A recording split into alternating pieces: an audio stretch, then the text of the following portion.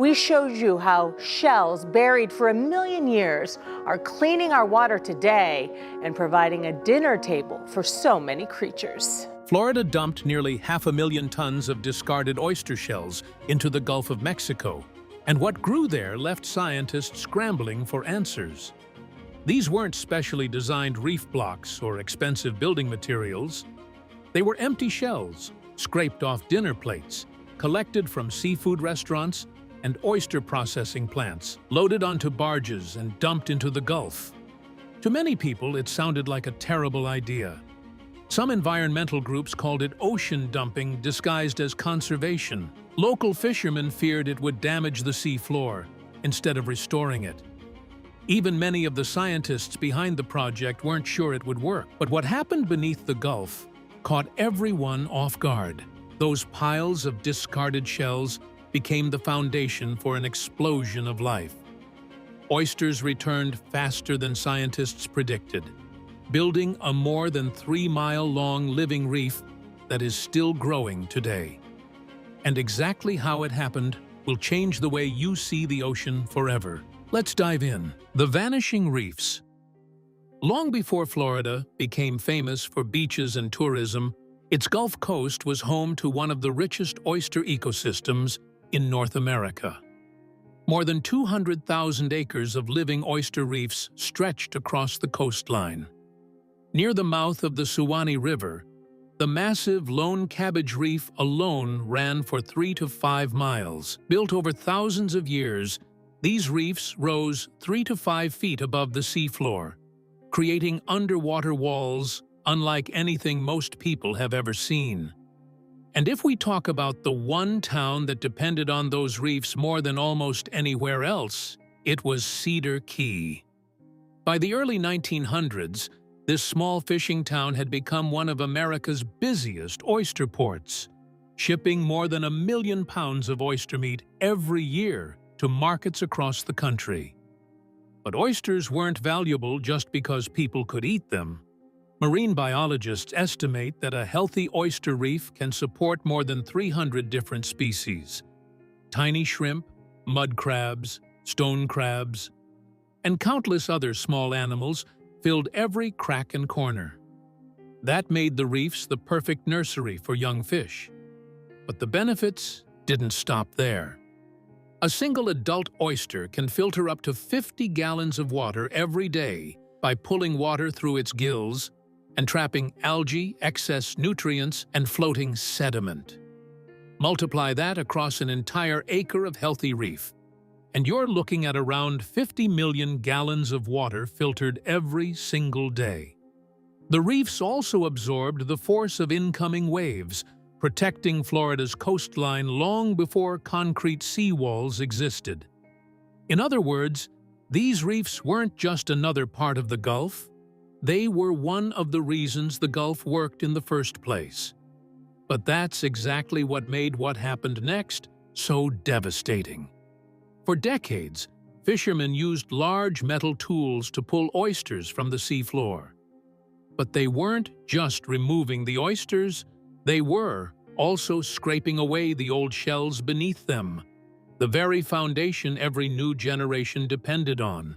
At the same time, coastal development changed the natural flow of fresh water into the Gulf. As the water became saltier around places like Cedar Key and Apalachicola Bay, the remaining reefs came under even more pressure. A deadly parasite called dermo, which slowly kills oysters from the inside, spread much more easily through the stressed populations. The saltier water also allowed oyster drills, predatory sea snails that normally couldn't survive there, to move into the reefs. They bored tiny holes through oyster shells and ate the animals inside. Even the young oysters that survived faced another problem. Their microscopic larvae had only 2 to 3 weeks to find an old shell to attach to. Without that hard surface, they sank into the soft mud and died. And from that point on, the reefs were trapped in a downward spiral. Fewer reefs meant fewer adult oysters. Fewer adults produced fewer larvae. Fewer larvae meant almost no new reefs. By the early 2000s, wild oyster populations across large parts of Florida's Gulf Coast had crashed by as much as 90 to 100%. Scientists tried everything they could think of. They placed mesh bags filled with oyster shells along the shoreline. They even experimented with concrete structures. But storms buried them, shifting sediment smothered them, and one project after another failed. And then, just when it seemed all hope was gone, a plan emerged that on paper made almost no sense at all. A plan built around something most people considered nothing more than trash. The shell experiment. In 2007, the Florida Fish and Wildlife Conservation Commission, working with researchers from the University of Florida, launched one of the most unusual restoration projects in the state's history. The idea wasn't to build artificial reefs from concrete or sink old ships offshore. Instead, they looked at something people threw away every single day: oyster shells. So instead of treating them as waste, the commission asked a simple question. What if those shells went back into the ocean instead? The reasoning was surprisingly practical. Oyster larvae naturally prefer settling on old oyster shells. If the shells were going to end up in landfills anyway, giving them one last chance to become the foundation of a new reef seemed worth the risk. But it wasn't as simple as dumping restaurant waste into the ocean. The shells first had to spend 6 months curing in the Florida sun. During that time, heat and sunlight burned away any remaining tissue and bacteria, leaving behind nothing but clean calcium carbonate, the same natural material healthy oyster reefs are made of. Only then were they loaded onto barges. Between 2007 and 2024, more than 500,000 tons, nearly 1 billion pounds of cured oyster shells were carried offshore and spread across carefully chosen sites near Cedar Key. But not everyone believed it was a good idea. Environmental groups called it ocean dumping, disguised as conservation. They warned the shells would smother the seafloor and destroy the fragile life already living there. Local fishermen worried the new shell beds would snag expensive fishing nets, change water currents, and ruin fishing grounds their families had worked for generations. Even some of the scientists weren't convinced. Based on what they knew then, most artificial reef projects take 5 to 10 years before they become self-sustaining.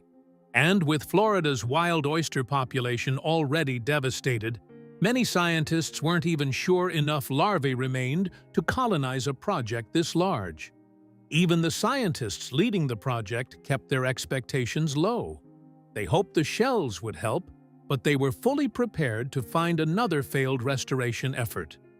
Then, about 18 months after the first shells were deployed, marine biologist Dr. Lisa Krimsky and her team returned to survey the site. And what they saw beneath the water left them completely speechless. Something had already taken over those shells, and it was happening far faster than anyone thought possible. Return of oysters. What the scientists discovered beneath the Gulf wasn't yet a reef. It was something much smaller. Within just 48 to 72 hours of the shells hitting the seafloor, billions of microscopic bacteria began attaching themselves to the clean calcium surfaces. They secreted a sticky substance that formed a thin living layer called a biofilm. To the human eye, it looked like nothing. But to marine larvae drifting through the Gulf, it was a powerful signal. That biofilm acted like a chemical beacon.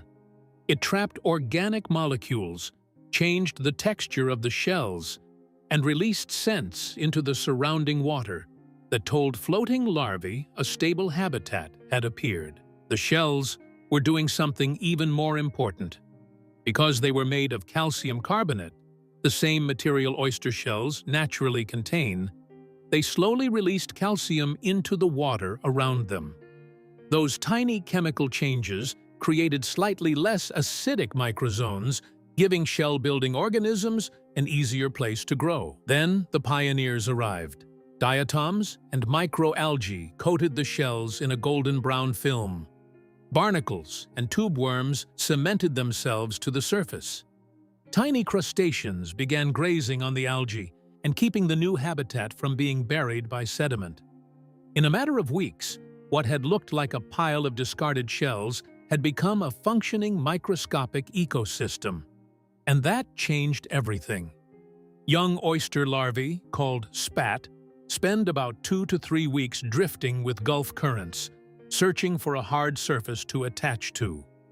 Before the experiment, most found only mud and died. Now they were encountering thousands of acres of fresh, calcium-rich, biofilm-coated shell. The first spat settled almost immediately. Using a specialized gland, each larva glued itself permanently to the shell and began growing into a juvenile oyster. Within 12 to 18 months, many of those juveniles had reached adulthood and were releasing billions of new larvae of their own, and the numbers became impossible to ignore. Monitoring teams led by Dr. Bill Pine recorded densities reaching 847 living oysters per cubic meter within just a few years.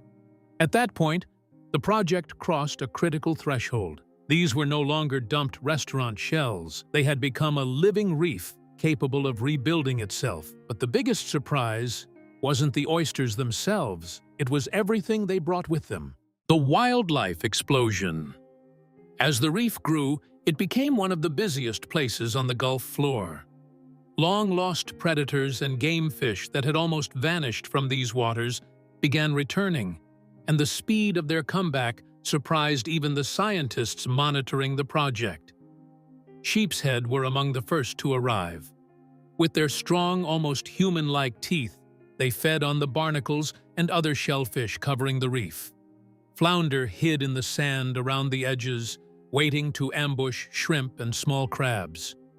But what came next was even more surprising. When researchers compared the restored reefs with nearby muddy seafloor, the difference was staggering. Marine biomass, the total weight of living sea life, had increased by more than 340%.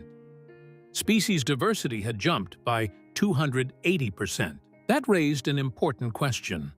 Were these reefs actually creating new marine life, or simply pulling fish away from other parts of the Gulf?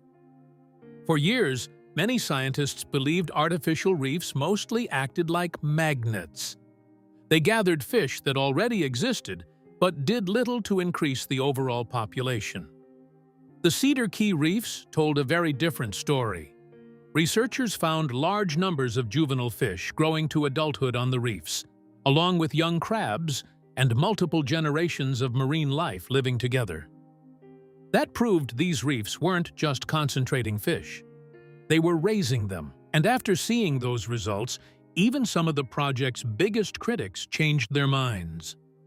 Charter Captain Mike Lenz, who had publicly opposed the Shell project from the beginning, later admitted, "I was wrong. This project didn't destroy our fishing grounds. It saved them." Before long, fishermen who once fought the idea were asking the Florida Fish and Wildlife Conservation Commission to build even more reefs. But as remarkable as the wildlife recovery was, the reefs were quietly doing something even more valuable, something that was slowly cleaning the Gulf itself. The living filter. The fish and wildlife returning to the reefs were easy to see. But what wasn't so obvious was that every oyster had quietly become a tiny water-filtering machine. As we mentioned earlier, a single adult oyster can filter up to 50 gallons of seawater every day. It does this by pulling water across its gills, where tiny hair-like structures trap algae, bacteria, and other microscopic particles floating in the water. Now imagine that happening not with a few oysters, but with hundreds of thousands of them. As the restored reefs matured, they reached densities of up to 847 oysters per cubic meter. Together, they were filtering billions of gallons of Gulf water, removing excess algae, suspended sediment, and harmful bacteria without a single machine, pump, or drop of electricity. That mattered because the Gulf had been struggling with another growing problem for years. Runoff from farms and developed areas carried large amounts of nitrogen and phosphorus into coastal waters. Those nutrients fueled massive algal blooms, often called red tide, which blocked sunlight, reduced oxygen levels, and sometimes triggered large fish kills. The oysters couldn't solve the entire problem. But around the restored reefs, they began filtering out excess algae before it could build up. Gradually, the water became clearer. As more sunlight reached the sea floor, seagrass beds began returning to places where they had struggled for years. Their roots held the loose sediment in place, keeping the water from turning cloudy again. The entire system had created another powerful cycle. Cleaner water helped more seagrass grow. More seagrass trapped more sediment. And with less sediment floating in the water, even more sunlight reached the sea floor, allowing the seagrass to spread even farther.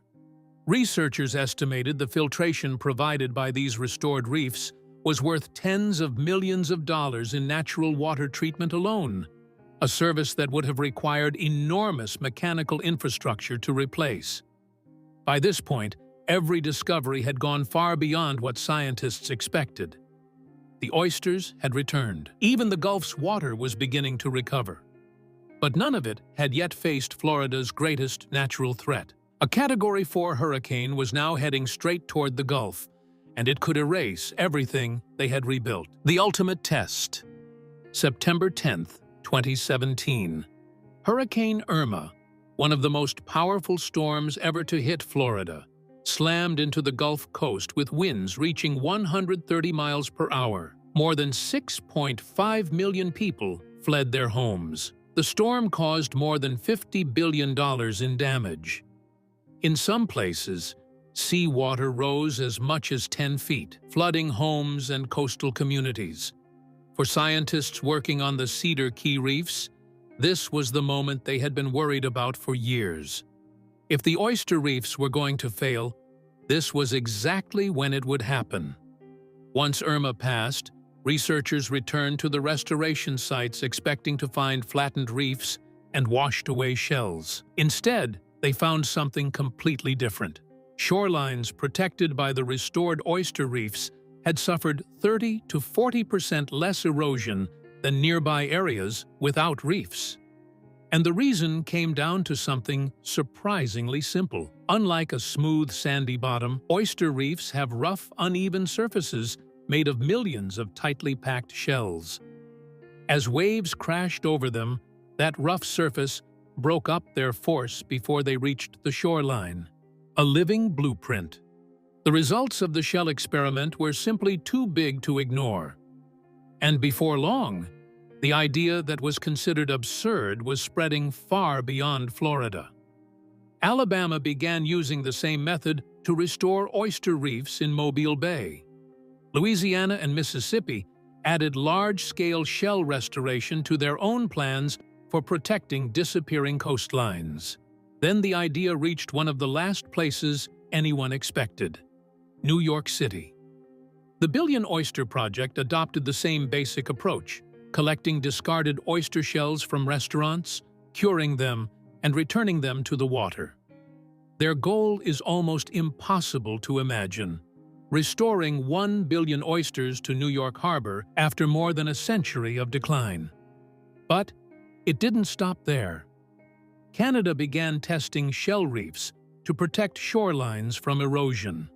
Researchers now record as many as 1,200 living oysters packed into a single square meter, creating a dense natural wall that continues rebuilding itself season after season. So here we are.